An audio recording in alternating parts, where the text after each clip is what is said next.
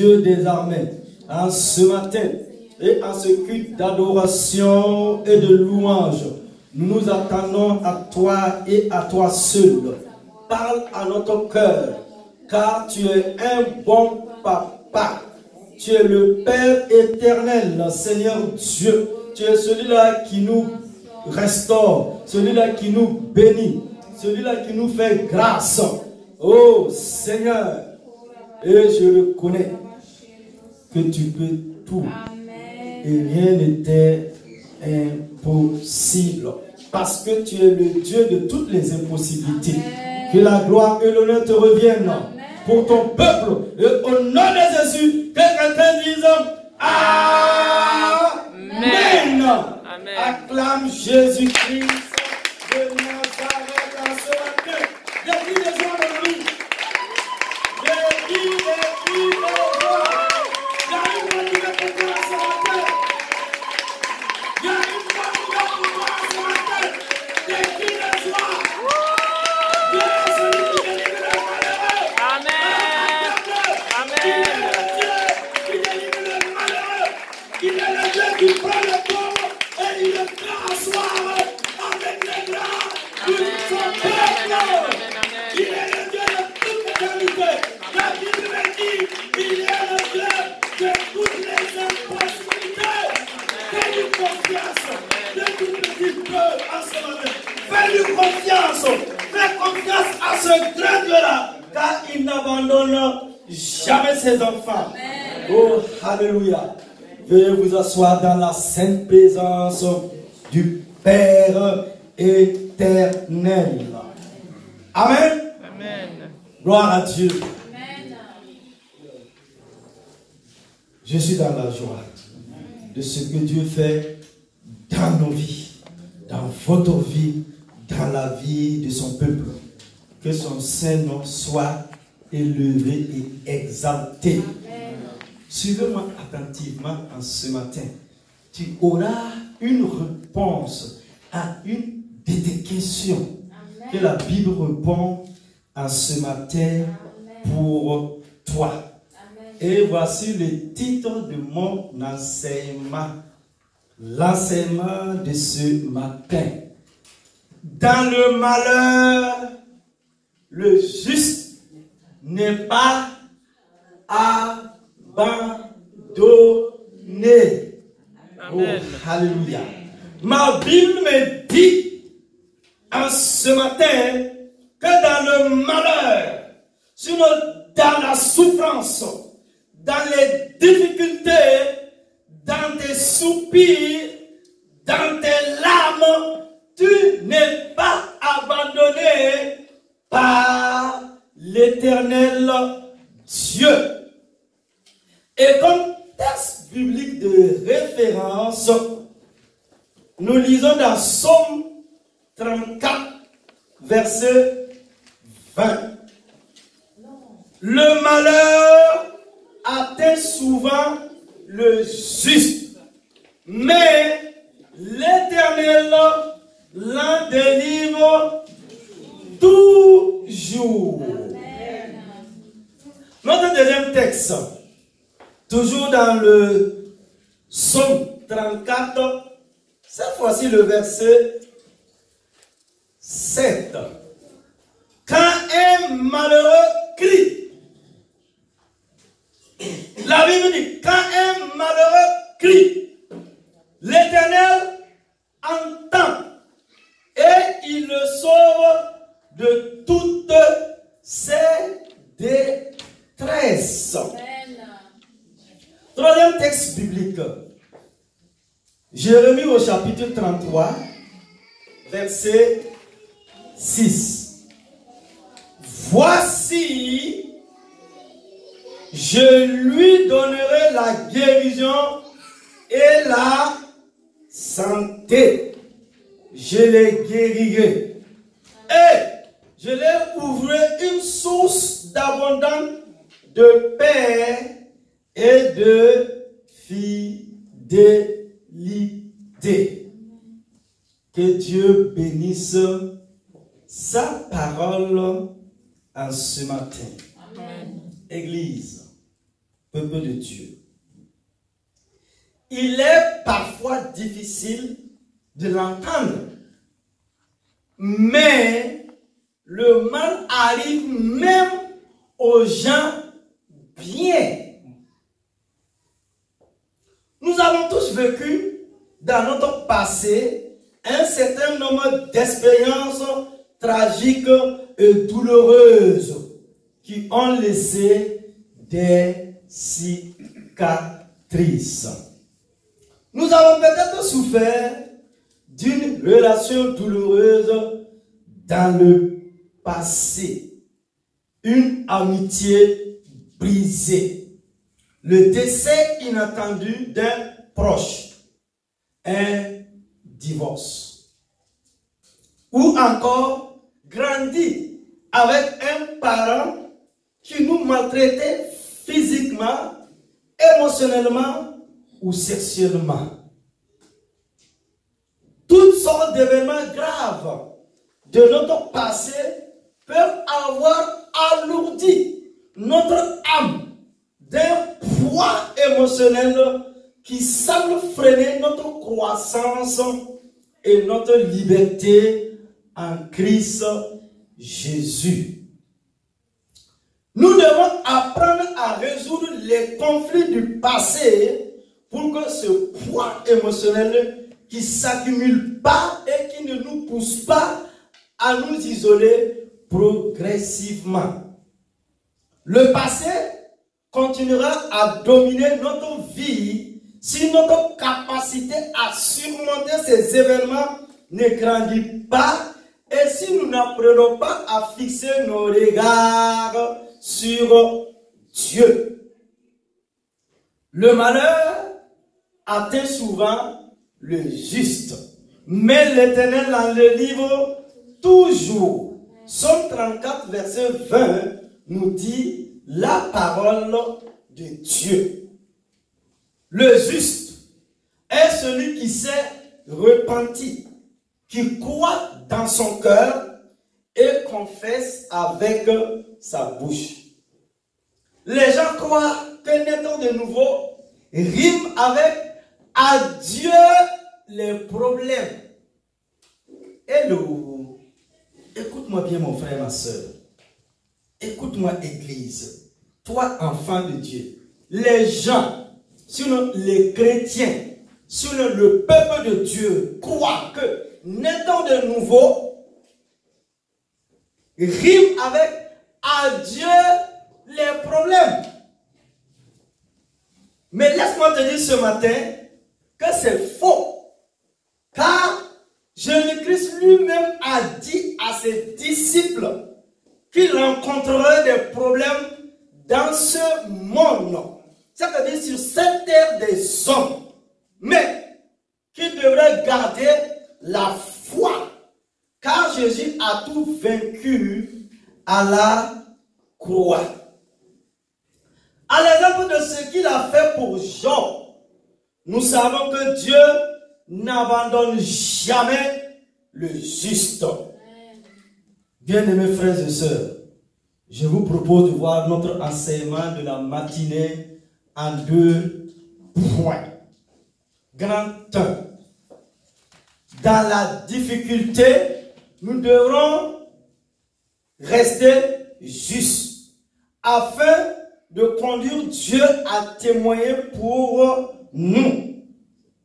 Premièrement, dans la difficulté, nous devons rester justes, fidèles, loyaux, intègres, afin de conduire Dieu à témoigner pour nous. La différence entre un homme juste et un païen, c'est que le juste garde confiance en Dieu.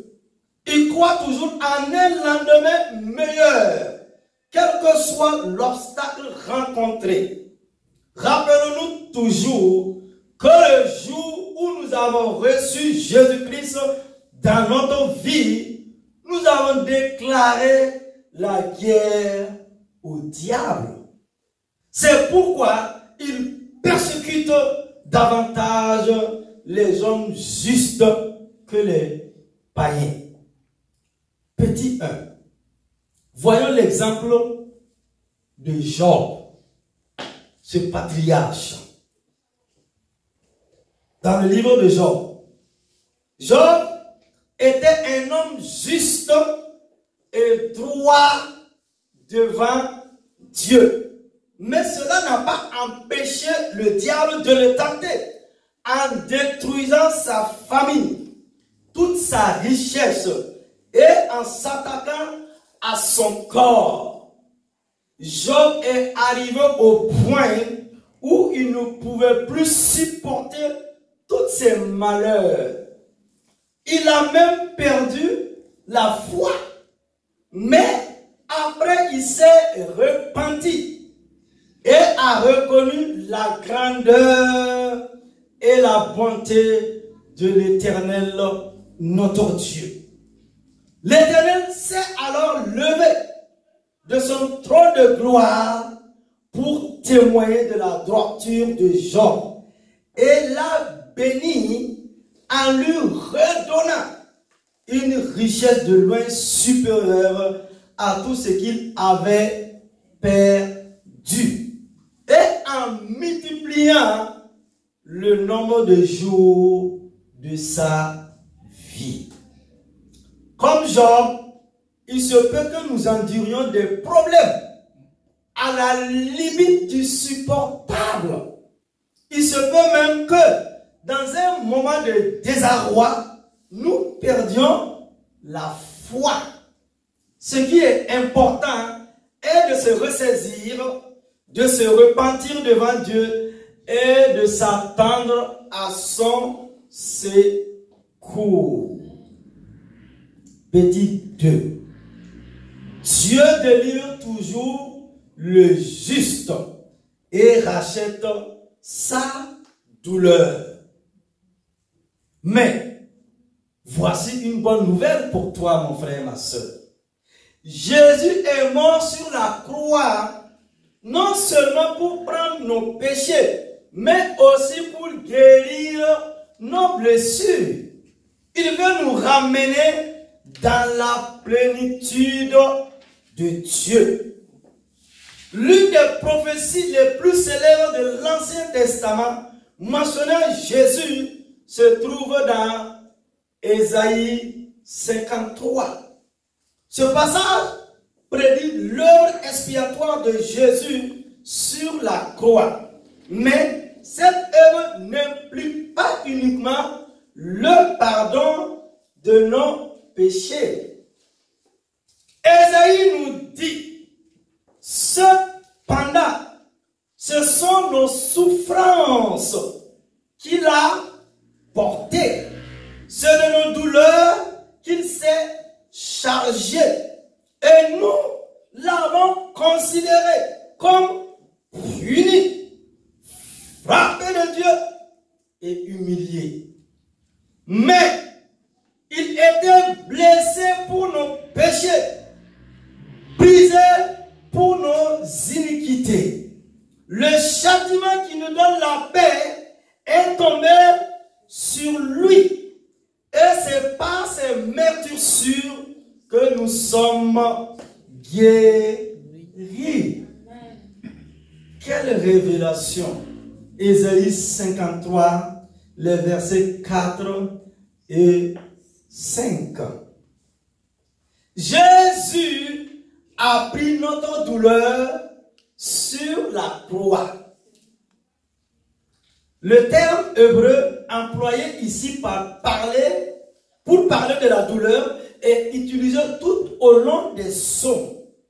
Il fait référence à diverses périodes de douleur physique, émotionnelle et spirituelle.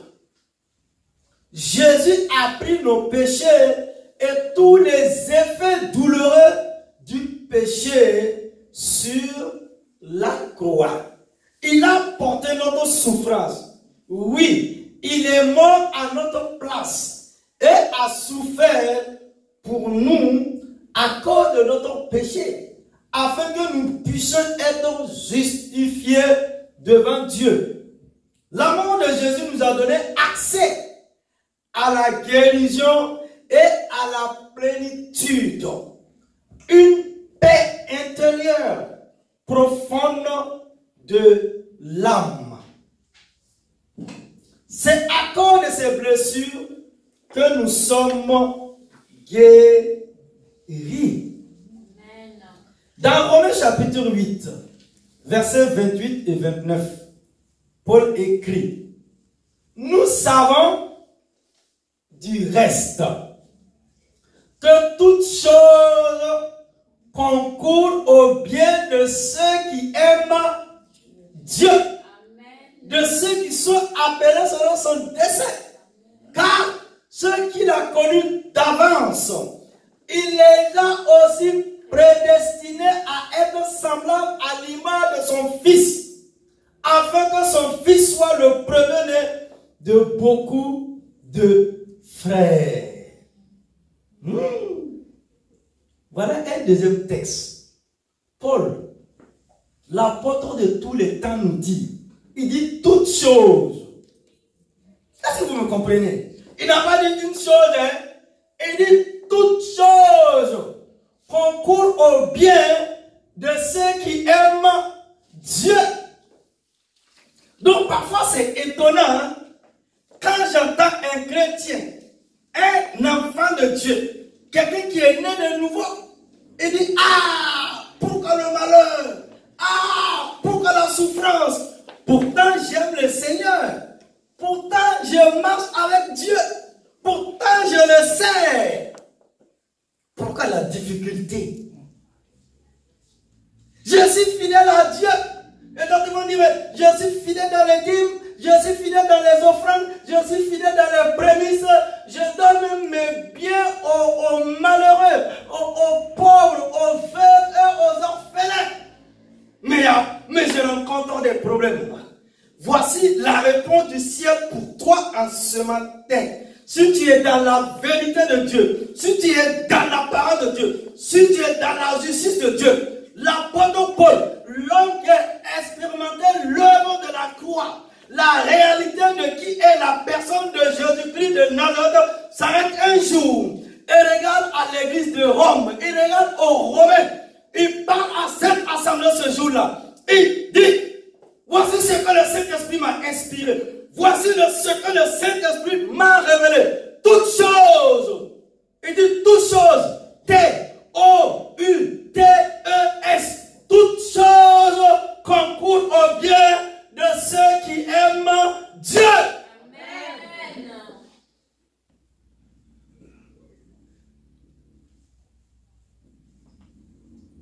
Dieu peut tout prendre. Même le plus tragique et le plus douloureux dans nos vies, pour nous rendre davantage comme Jésus.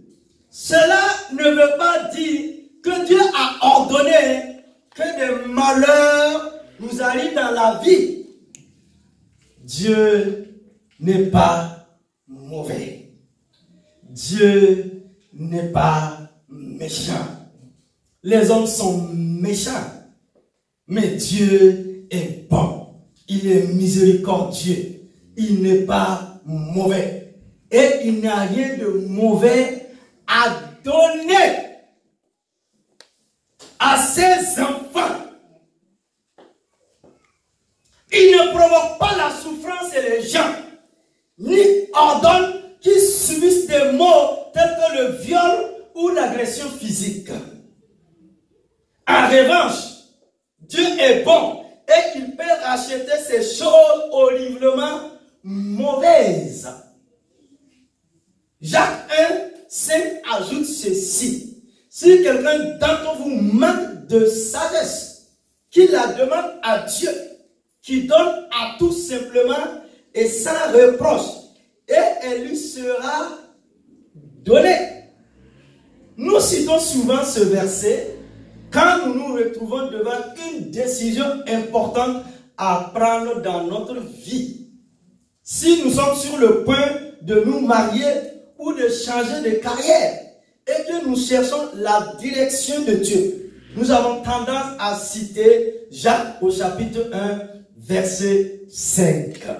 Nous pouvons citer ce verset en ces temps de prise de décision et avoir confiance que Dieu nous donnera la sagesse. Mais laisse-moi te dire, mon frère, ma soeur, ce n'est pas le contexte de ce verset.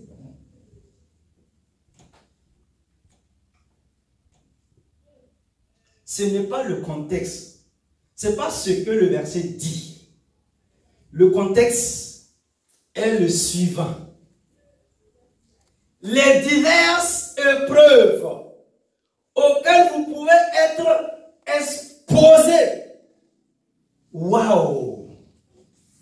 Donc le pasteur Jacques nous dit ici, il dit les diverses, ça veut dire toutes sortes de preuves auxquelles vous pouvez être exposés. Jacques chapitre 1 verset 26. Jacques dit ici que lorsque nous traversons des difficultés, des épreuves, que nous sommes face à des obstacles et que nous ne savons pas comment Dieu peut les racheter pour nous rendre davantage semblables à Jésus, nous devons le lui demander. Et il nous donnera sa sagesse. Il nous montrera de quelle manière il peut racheter ces circonstances pour nous faire mûrir. Nous le voyons. Dieu a tout prévu pour racheter ses enfants de l'épreuve. Il est tout aussi important de ne pas associer Dieu aux torts qui nous sont faits. Nous ne voulons pas blâmer Dieu pour le mal que nous subissons. Dieu est bon.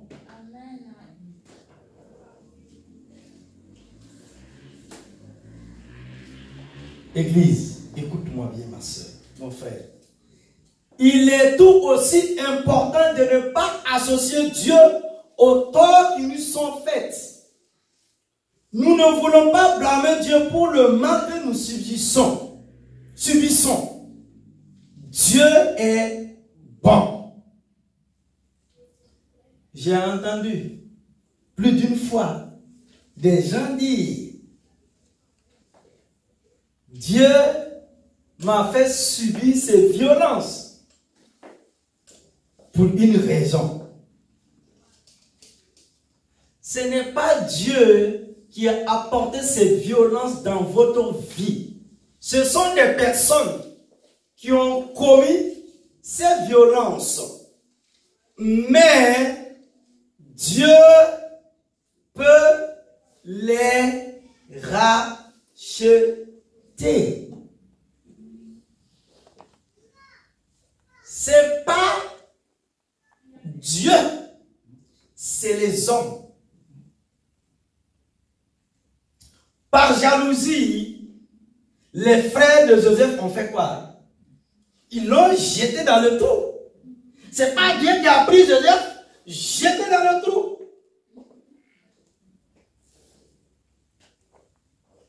Par méchanceté, par haine. Et ça ne les a pas suffi. Ils l'ont fait sortir de la fosse. Ils l'ont vaincu. Et il a pris le chemin de l'exode. Sinon, le chemin de... Mais Dieu a permis toutes ces choses. Toutes choses concourent. Est-ce que tu me comprends? Toutes choses, ça veut dire, pour eux, Joseph a disparu. C'est fini. Il est enterré. Mais il y a un Dieu dans le ciel qui n'avait pas encore dit son dernier mot. Dieu, si tu es exposé à des choses et que Dieu a permis, reste solide, sois fort, forte, élève tes yeux de foi vers celui qui est assis sur le trône, car tu es proche de la bénédiction, de l'exaucement de Dieu dans ta vie, au nom de Christ Jésus.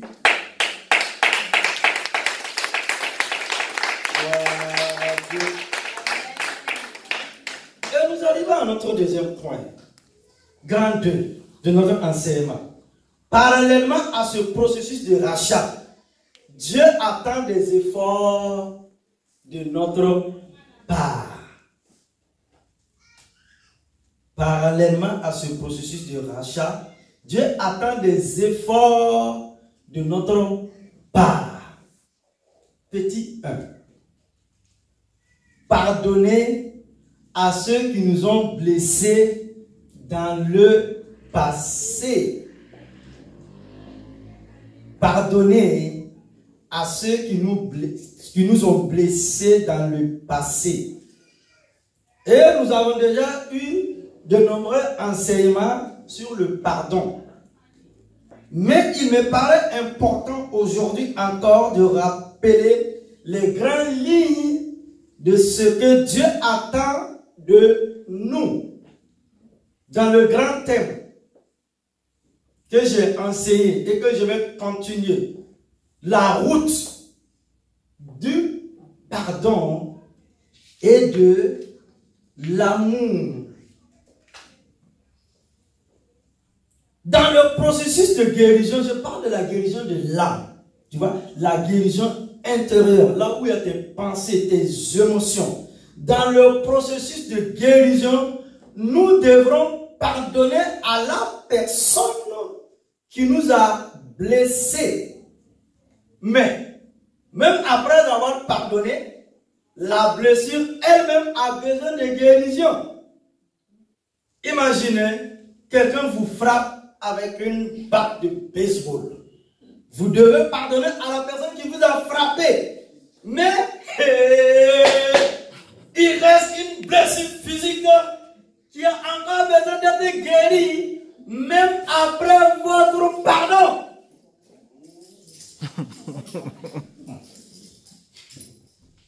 Pas le bâton. Et écoute-moi bien.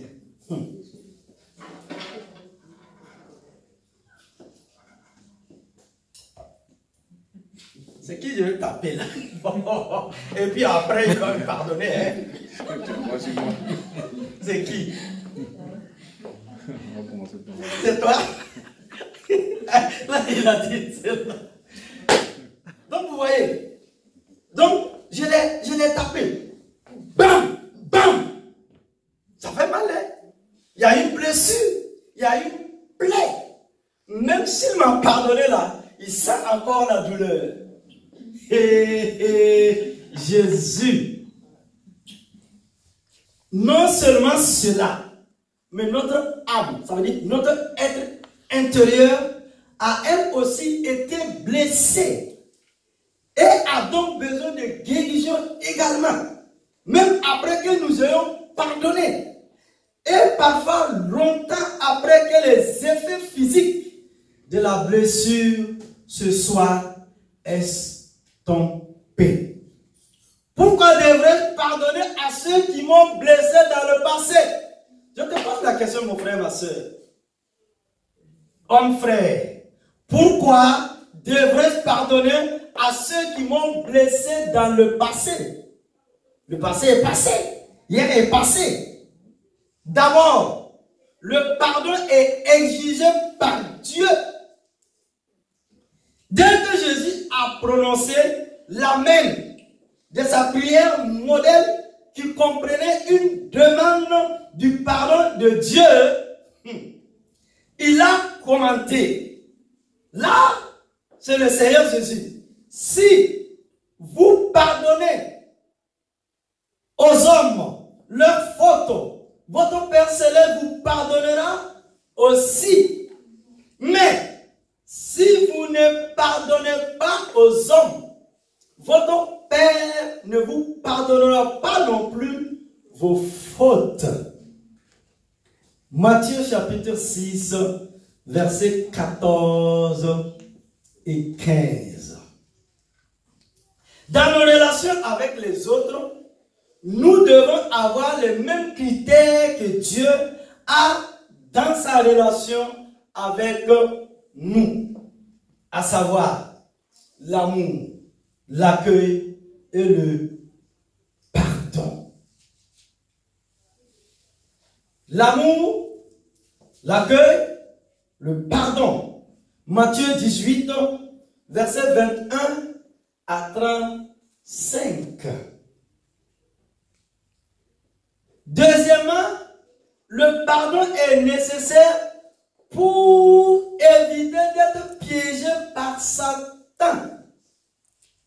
Paul nous encourage à nous pardonner mutuellement afin de ne pas laisser à Satan l'avantage sur nous, car nous n'ignorons pas ses desseins.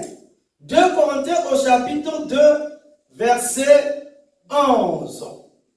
Le refus de pardonner est une invitation à l'emprise de Satan sur notre vie. Frère, la Bible dit, le refus de pardonner est une invitation à l'emprise de Satan sur notre vie. Troisièmement, le pardon doit être la norme parmi tous les croyants, sinon parmi tous les chrétiens, sinon parmi tous les enfants de Dieu. Le pardon doit être la norme. L'apôtre Paul continue. Il a écrit, il dit amertume, irritation, colère, éclat de voix, insulte. Regardez là, tu sens dans sa voix. Il dit, la voix a chalé. Les yeux deviennent rouges. Paul dit amertume, irritation, colère, éclat de voix, insulte.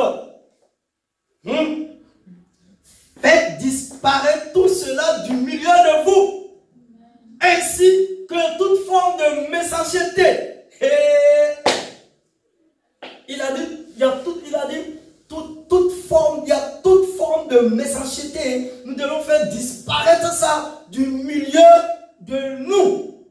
Soyez bons et compréhensifs les uns envers les autres. Pardonnez-vous réciproquement comme Dieu vous a pardonné en Christ. Éphésiens chapitre 4, versets 31 et 32 dans la Bible Semeur. Alors je vous pose encore la question, deuxième ou troisième question. Qu'est-ce que le pardon? Qu'est-ce que le pardon? Qu'est-ce que le pardon? Nous avons vu ce qu'est le pardon, ce qu'il n'est pas. Mais je vous retourne la question ce matin. Qu'est-ce que le pardon? Pardonner, ce n'est pas oublier. Hello. C'est ça quand les femmes parfois elles pardonnent à leur mari là. Elles n'oublient pas. Tu m'as fait il y a 10 ans, tu as fait ça, je t'ai pardonné, tu as fait encore ça. Ah non. Faut arrêter un peu. Et puis les évangélistes, les pasteurs disent mais il faut oublier. Toi aussi tu dois oublier. Et je vais te donner une réponse. Pardonner, ce n'est pas oublier. Ceux qui essaient de pardonner en oubliant les offenses subies ne réussissent souvent souvent à faire aucun des deux. Ça veut dire, ces personnes, hommes ou femmes, n'arrivent pas à pardonner, n'arrivent pas aussi à oublier. Nous disons fréquemment que Dieu a oublié nos péchés. Vous êtes d'accord avec moi?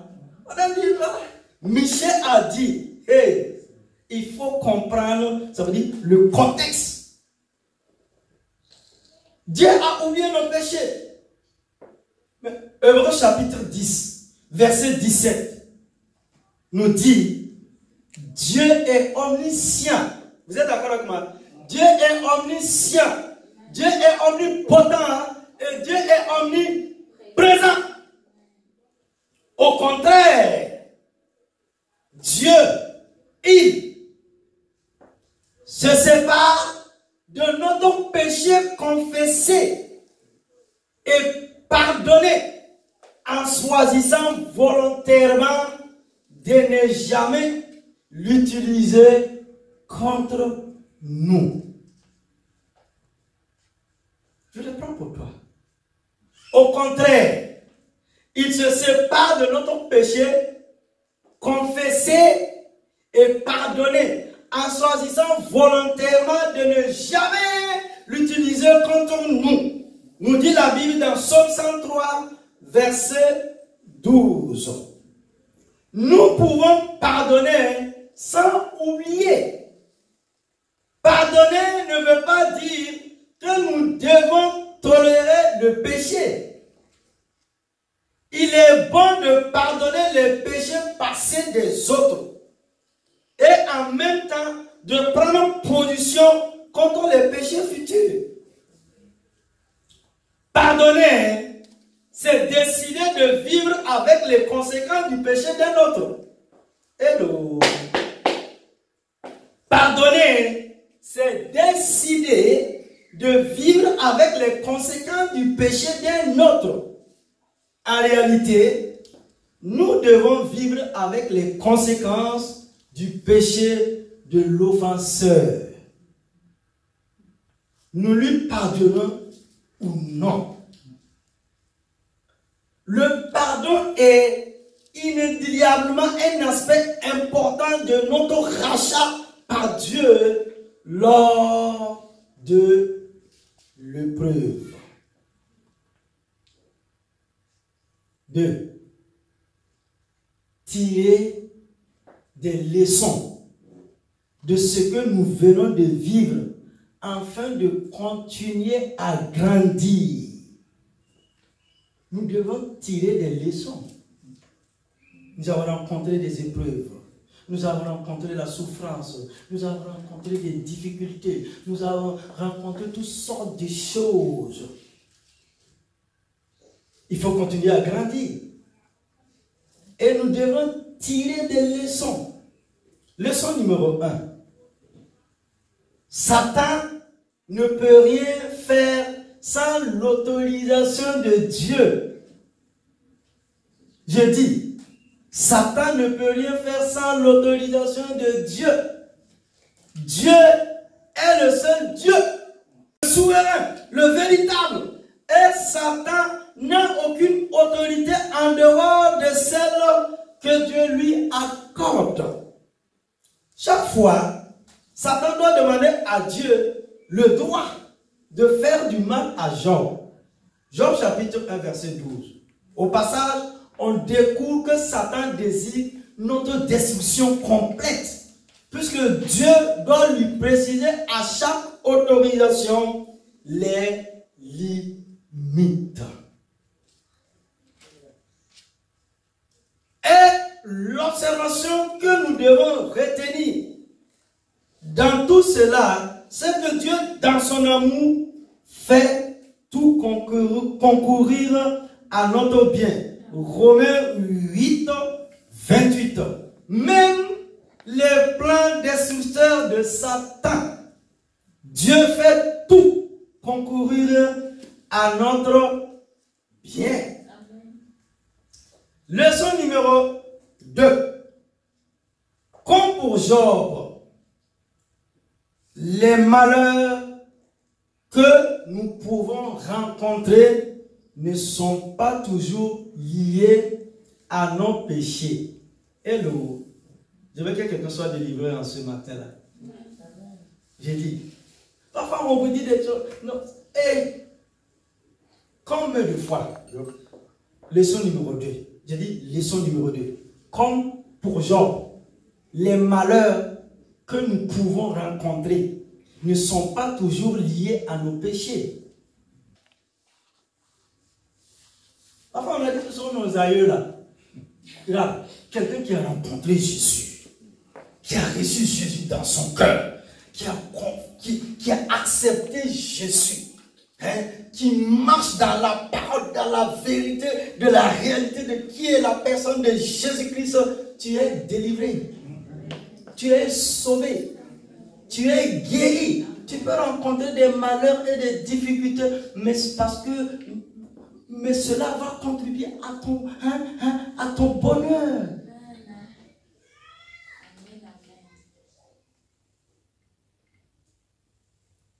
Nous sommes prêts à chercher une raison à notre souffrance.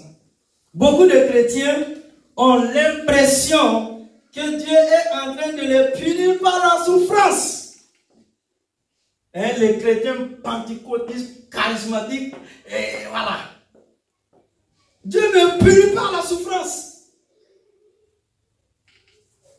Dans Job, c'est au contraire sa grande intégrité qui attire tant de malheur à Job. Job 1, chapitre 1, verset 1, Job, verset 5 et 8, Job 2, 3. Dieu dit notamment à propos de la justice de Job. Il n'y a personne comme lui sur la terre. C'est un homme intègre et droit. Il craint Dieu et se détourne du mal. Beaucoup de chrétiens, beaucoup d'enfants de Dieu ont l'impression que Dieu est en train de les punir par la souffrance. Quand Jésus était sur la terre des hommes, un jour, un homme a amené son fils. Il est né aveugle. Ça veut dire quoi? Depuis le sein maternel, le bébé était aveugle. Et l'enfant est né aveugle. Au grand étonnement de ses parents, ils ont attendu que Jésus délivre, que Jésus sauve, que Jésus ressuscite les morts. L'homme a amené son fils à Jésus. Il dit, mon enfant que tu vois là, il est né aveugle. Oh! Pierre, Jacques, Jean, ce jour-là, ils ont regardé l'homme, ils ont regardé la femme. L'esprit de jugement était là, dans leur pensée, dans leur cœur, dans leur bouche. Ils se sont retournés vers Jésus. Ils ont dit, on ne comprend pas. Pourquoi il est né aveugle même? Si ce n'est pas son père qui a péché, donc c'est donc sa mère. Jésus s'arrête. Il les regarde. Non, j'aime Jésus. Il n'est pas venu pour condamner, mais pour sauver et délivrer. Jésus les regarde. Il dit, Pierre, Jacques et Jean, vous n'avez pas compris.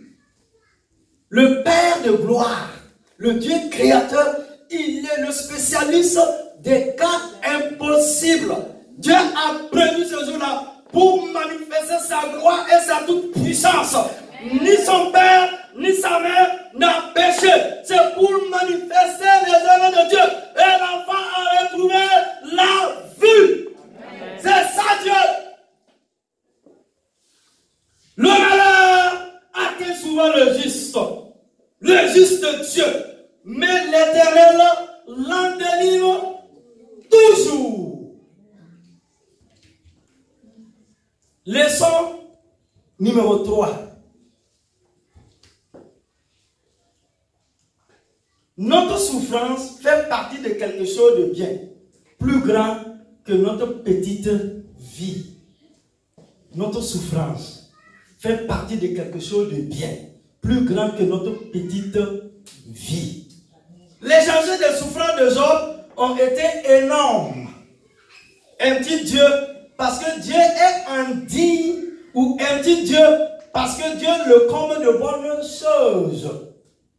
Job nous invite à lever les yeux, à avoir une perspective céleste sur nos souffrances. Nos souffrances font partie d'une histoire qui nous dépasse. Mon frère, ma soeur, nos souffrances font partie d'une histoire qui nous dépasse. Faisons confiance à Dieu qui sait ce qu'on est capable de supporter. Comme nous dit la Bible dans 1 Corinthiens chapitre 10, verset 13. Faisons-lui confiance pour qu'il fasse tout concourir à notre bien. Romains 8, 28. Faisons-lui confiance pour que les souffrances du moment présent ne sont pas dignes d'être comparées à la gloire qui va être révélée pour nous. Romains 8, verset 18. Faisons comme Job, qui loue Dieu malgré l'incompréhension de sa souffrance. La Bible dit quoi?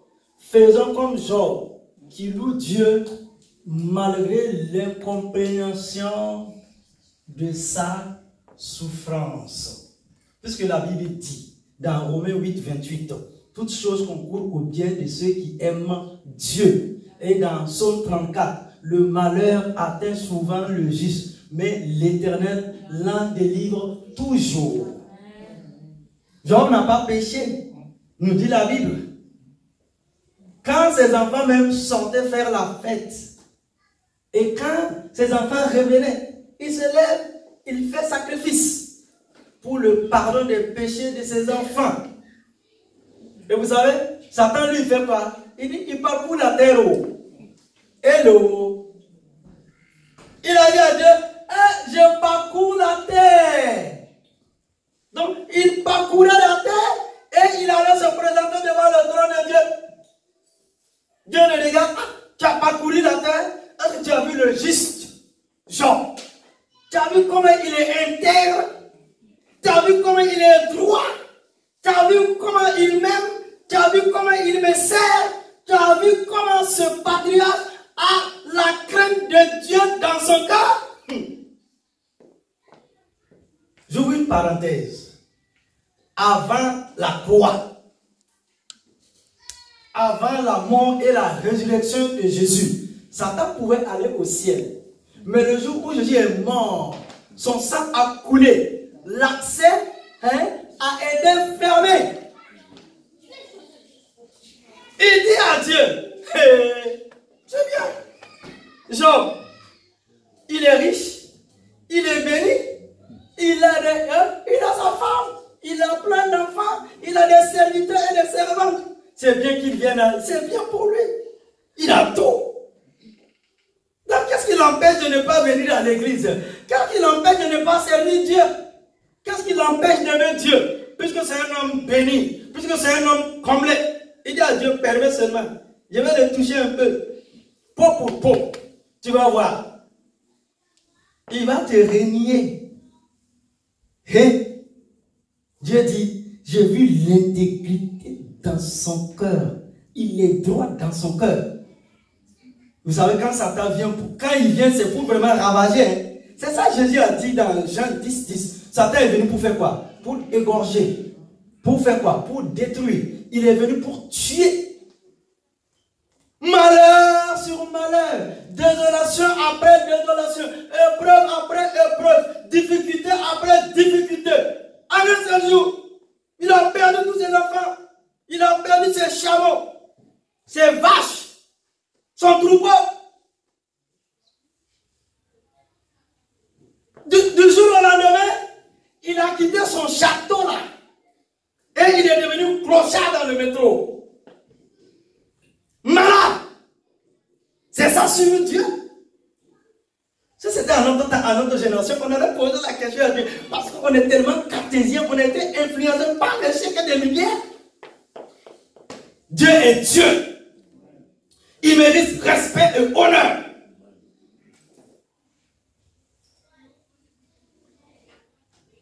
Et la femme de Job. Il y a des femmes dans la Bible, je vais vous prêcher ça un jour.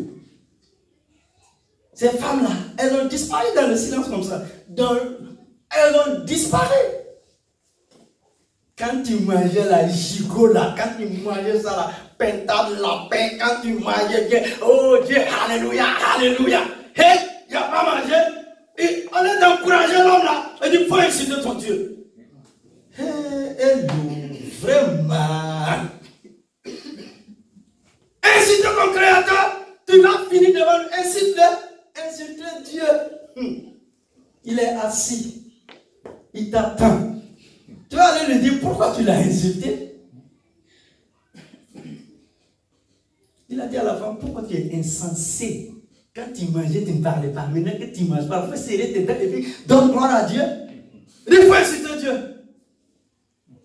Il a dit, moi, je suis venu nu.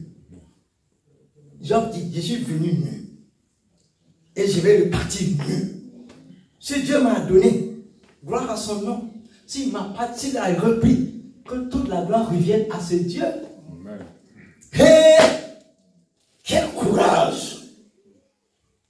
Quelle détermination! Quelle assurance! C'est Dieu qui élève. C'est Dieu qui bénit. Oh, écoute-moi bien, femme. Mariage, c'est Dieu qui donne.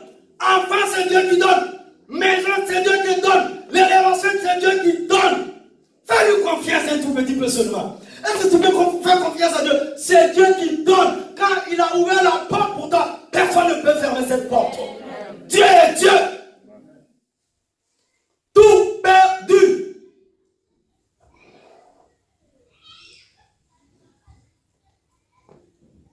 Et un matin, le soleil de Dieu s'est levé.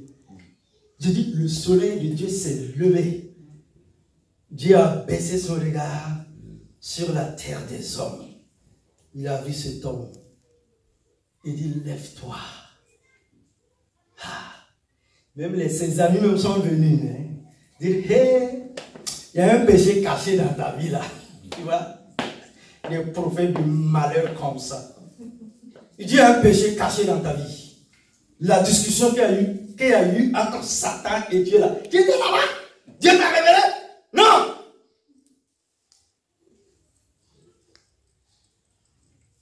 Job.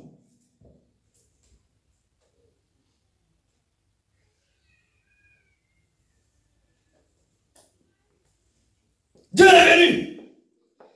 Il l'a tellement comblé. On dit il est devenu. Hein? Il a eu des enfants. On a dit quand les filles de Job sortaient dans les cités là, les Jémimans, les Kétias, c'était des belles filles, c'était des belles femmes.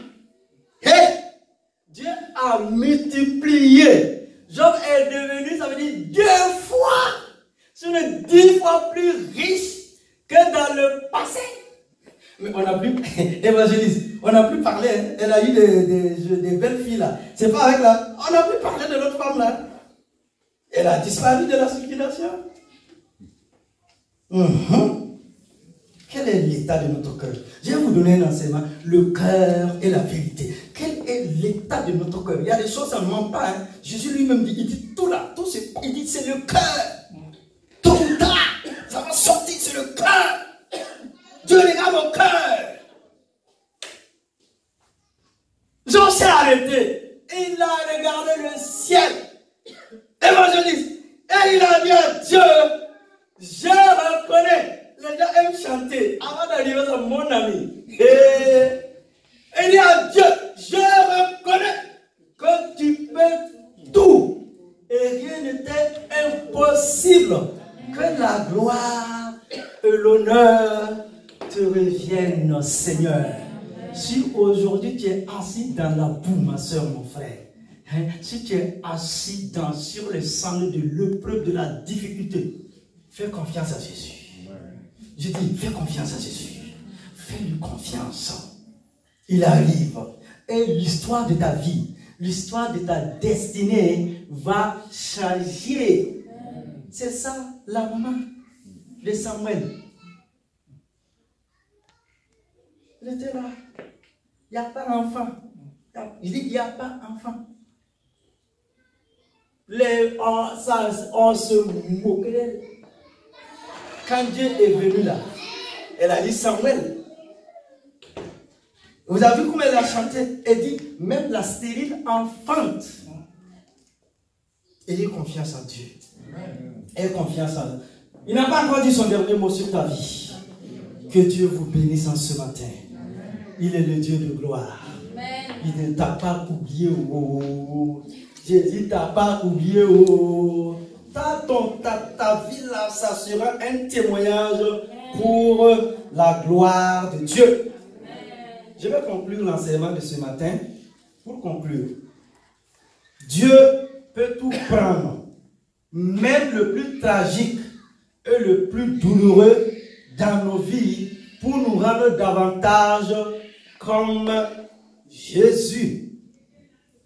Il est tout aussi important de ne pas associer Dieu aux torts qui nous sont faits. Nous ne voulons pas blâmer Dieu pour le mal que nous subissons. Dieu est bon. Dieu est Dieu.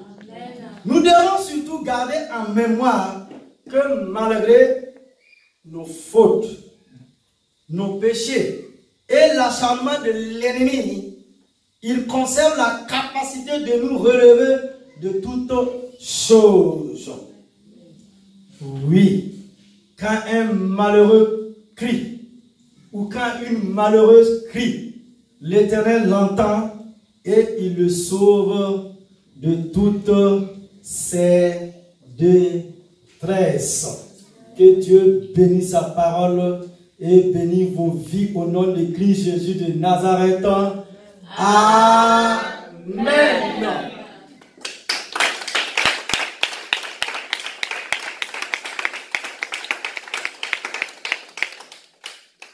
Vous avez acclamé Jésus et sa parole. Amen. À retenir, naître de nouveau ne signifie pas ne plus rencontrer de difficultés. Est-ce que vous avez compris? Naître de nouveau, ça veut dire, vous êtes né de nouveau, vous êtes la chrétienne, enfant de Dieu, vous avez été racheté, voilà, vous avez été délivré de tout péché, de toute transgression, de toute iniquité. Vous êtes d'accord avec moi? Tu es fils de Dieu, tu es fille de Dieu. Naître de nouveau ne signifie pas ne plus rencontrer de difficultés ou de problèmes. Dieu n'est pas un Dieu vengeur. Alors, c'est nous les hommes, on aime se venger. Je vais me venger de... Hé mon ami, calme-toi. Dieu n'est pas vengeur. Même s'il est un feu dévorant, il n'est pas à l'origine de toutes nos difficultés. De la même manière, qu'il a été avec Job, il ne nous abandonnera pas. Voici les 3 points que vous devrez retenir pour l'enseignement de ce matin. Tiens-toi debout, s'il te plaît. On va prier. Avec une foi profonde, proclamons ensemble. Éternel mon Dieu. Éternel mon Dieu. Éternel mon Dieu. Dans ma détresse et dans ma difficulté, je te remets la plainte profonde de mon cœur. Je te remets la plainte profonde de mon cœur. Je sais que tu n'es pas un Dieu sourd. Et que tu entends la plainte profonde de tes enfants. Et que tu entends la plainte profonde de tes enfants. Donne-moi de ne regarder qu'à toi. Donne-moi de le regarder 4 fois. Et de conserver une foi intacte ainsi que la profonde conviction Et de conserver une foi intacte ainsi que la profonde conviction que tu interviendras selon le temps. que tu interviendras selon le temps. Que tu interviendras selon le temps. Que tu interviendras selon le temps. Et les circonstances qui t'appartiennent. Et les circonstances qui t'appartiennent. Et les circonstances qui t'appartiennent. Et les circonstances qui t'appartiennent. Au nom de Jésus. Au nom de Jésus. Au nom de Jésus. Au nom de Jésus. Au nom de Jésus. Au nom de Jésus. Amen.